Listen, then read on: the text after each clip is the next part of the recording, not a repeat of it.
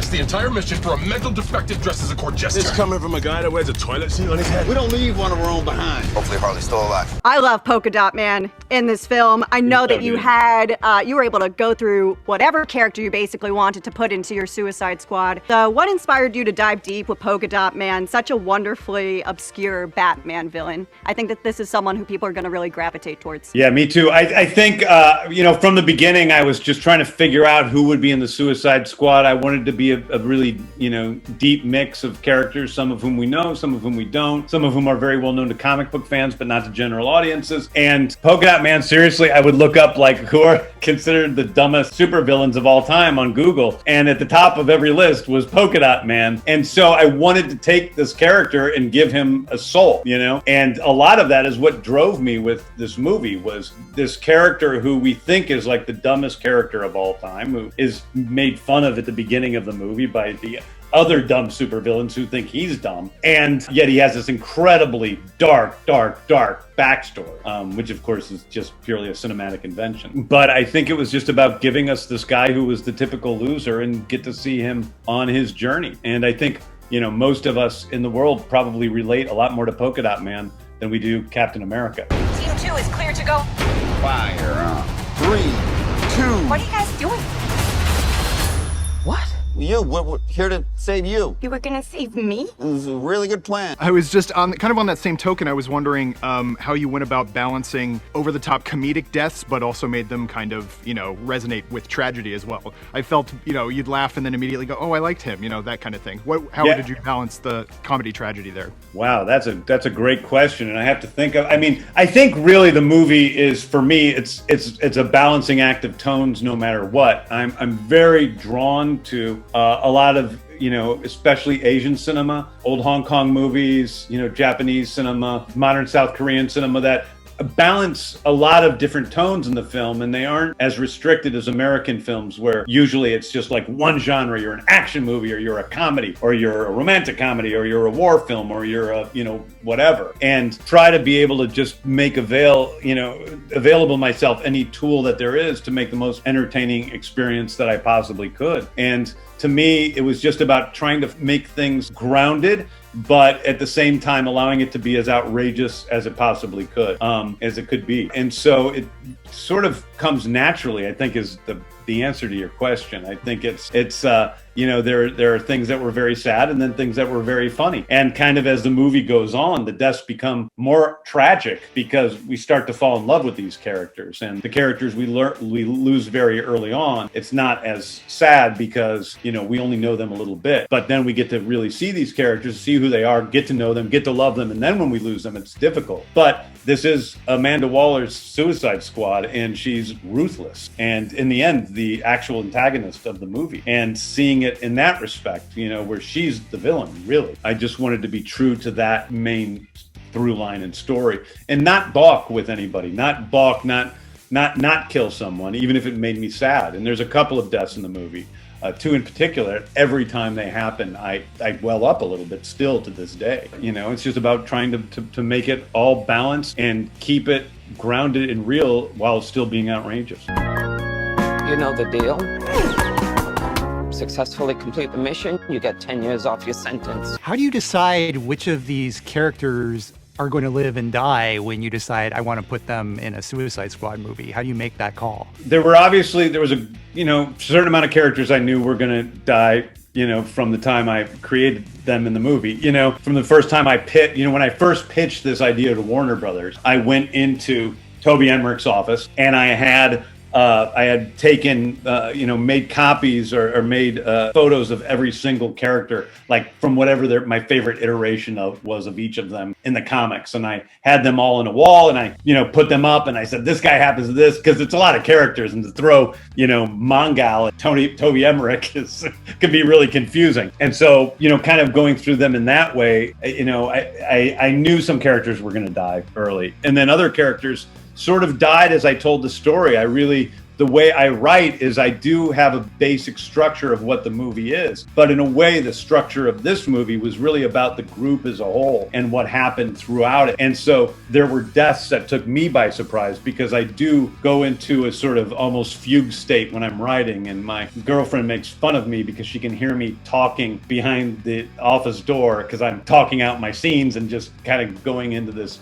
weird space and walking around my office and mumbling to myself. And so some things happened very organically. It was really about, what does the story need at this point? How does it work? How do we take a turn here that's unexpected, that's not where the audience expects to go, and just kind of hope and pray the audience is able to stay with it, you know? And to build a story that is first and foremost about characters above all else. And it is about spectacle, it is about action, it is about comedy. But first and foremost, it's about these group of sort of ne'er-do-wells who aren't very good at connecting with other human beings, and find through this pretty tragic experience for them small ways of connecting that in the end is bittersweet, because you know, some of them I think are going on to a better life, and then some of them are going on to no life at all. Nom nom. Any questions? Margot Robbie has done Harley Quinn in the first Suicide Squad movie, in Birds of Prey, and of course in your movie now. What is it like working with her when she's already sort of established her version of the character, and how do you feel about the DC movies basically hopefully becoming the Harley Quinn extended universe going forward, where she's just in all of them? Well, I think Margot would be upset to find out she's in every DC movie, but I think, and I don't know, at a certain point they wouldn't be able to afford her anymore because their prices seem to go up with every movie. But the truth is that one of the reasons why I think people loved and were so attracted to Margot in this role from the beginning is because she so perfectly embodied a character who is actually one of the most well-written characters in superhero comics that's ever existed, from the time she first existed in the animated show with Paul Dini. And so it really is about Paul Dini's initial, character, and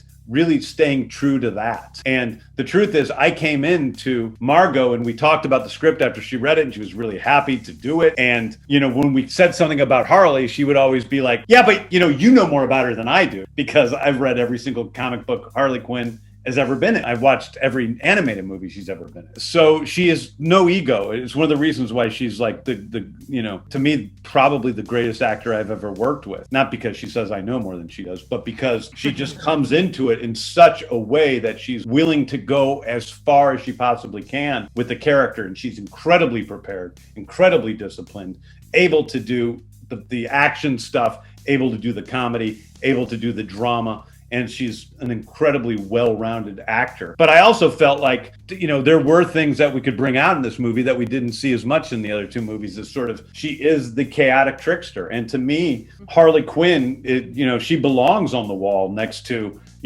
Batman and Spider-Man and Wonder Woman and Superman and the Hulk. And when you're talking about the all-time greatest, superheroes or whatever comic book, she's not a superhero, but, comic book characters, she's up there, and she deserves to be there, and to give her full chaotic life on screen was a big goal of mine. And usually when I'm writing most of the characters I've written, I'm sort of recreating them for the screen. It's probably one of the reasons why I'm attracted to characters who have been in a few comic books, or characters like Star-Lord, who never really had a well-defined personality in the comic books, where he kept changing from iteration to iteration to iteration to iteration, where you could kind of recreate him for the screen. I mean, Bloodsport isn't especially well drawn or well known, and so when I take him to the screen, he became this sort of Edward Money Unforgiven character. And with Harley, she is really well drawn in the comics, and so I just wanted to be true to that. If we find out any information you give us is false,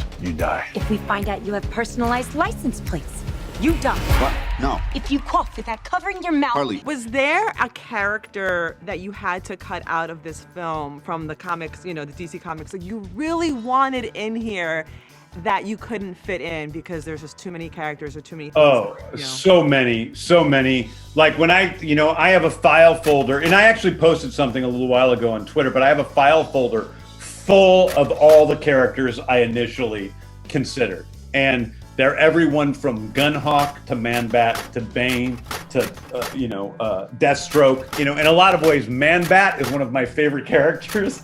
So I really kind of wanted to do Man-Bat, but I think I chose Weasel instead and King Shark instead in a way. But Man-Bat's the first one that comes to mind, but there are a lot of characters who I love in the DC universe. And the DC universe is really just such an incredibly rich trove of characters. It's just wonderful. And to be able to choose was very difficult. And some of them were almost random, like why did I do Javelin? I still can't remember why I chose Javelin. I think I just thought it was so stupid that his weapon was a javelin. He seemed useless, and I really was picking, there were some that I picked because they were totally useless and didn't seem as helpful to things, But then also taking a character like Polka Dot Man, who, has a reputation as being useless, but ends up being probably the most powerful character in the whole movie of all our Suicide Squad members, and taking a character like that who's a joke and looking, who's thought of as a joke and looking behind the curtain and seeing, oh my God, he's so sad, like he's Polka Dot Man for a really tragic and sad reason, and giving depth to something. I mean, listen, there's a line in the movie that says exactly this, but if you can take the most useless, dumbest character of all time and give him this enormous amount of depth and meaning, don't we all have that in this world, This is suicide. Well, that's kind of our thing. Daniela is so magnificent, and honestly I want to ask how you found her and how you decided on Ratcatcher 2 and being the heart of the movie. Yeah, well, I love rats. I grew up with pet rats, and when I did Guardians, a lot of people started having pet raccoons, which is not something I suggest as a pet. It's a terrible pet. I love them. I've been around them a lot, and I love playing with them and everything, but they're terrible, terrible pets. They tear your house apart and sometimes attack you for no reason.